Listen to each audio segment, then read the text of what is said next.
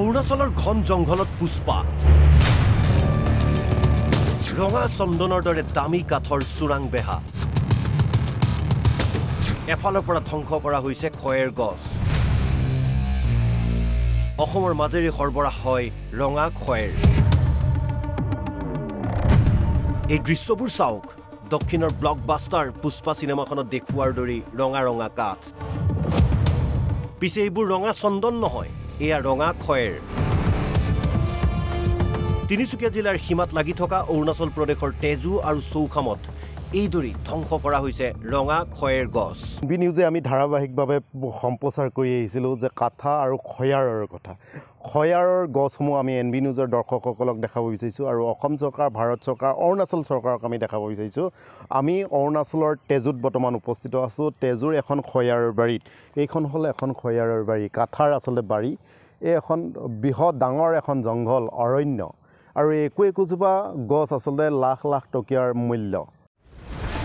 এনে এজোপা ৰঙা খয়েৰ গছৰ দাম লাখ লাখ টকা চাওক কিদৰে শ শ খয়েৰ গছ কাটি তহিলং কৰা হৈছে এই খয়েৰ গছৰ পৰা পানত ব্যৱহাৰ কৰা খয়েৰ বা কাঠা প্ৰস্তুত কৰা হয় বিভিন্ন গুটখা কোম্পানীয়ে ব্যৱহাৰ কৰে খয়েৰ অৰ্থাৎ হাজাৰ হাজাৰ কোটি টকাৰ ব্যৱসায়ৰ লগত জড়িত হৈ আছে খয়েৰ কিন্তু সমগ্ৰ দেশৰ ভিতৰত নাগালেণ্ড আৰু অৰুণাচলতে সৰ্বাধিক খয়েৰ গছ পোৱা যায় অৰুণাচলত খয়েৰ গছ কটা নিষিদ্ধ কিন্তু অৰুণাচল চৰকাৰ আৰু বন বিভাগে বিশেষ প্ৰক্ৰিয়াৰ মাজেৰে পুৰণি খয়েৰ গছ কটাৰ অনুমতি দিয়ে তাৰেই সুবিধালৈ একাংশ অসাধু ব্যৱসায়ী আৰু বনদস্যুৱে এফালৰ পৰা ধ্বংস কৰিছে মূল্যৱান খয়েৰ গছ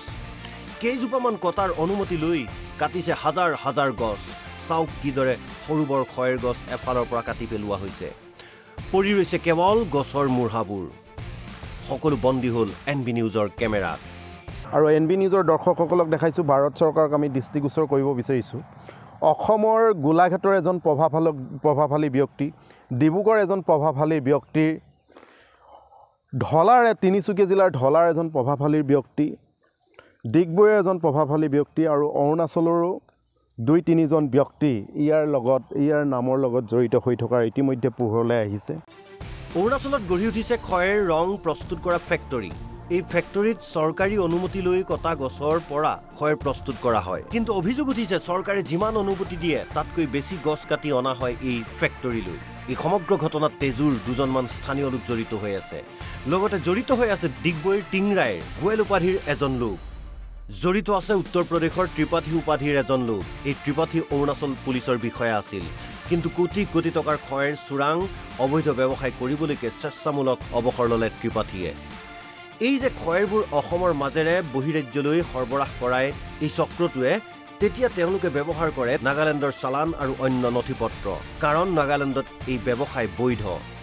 কিন্তু অৰুণাচলত কেনেকৈ সম্ভৱ আচলতে খয়েৰ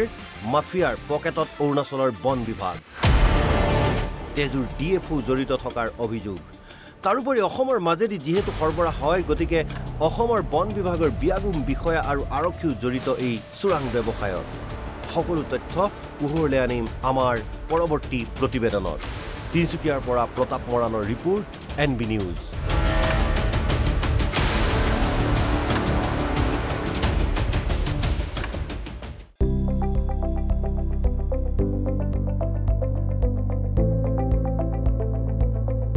এনবি নিউজ সহজ সৰল ভাষাত নৱভাৰতৰ কথা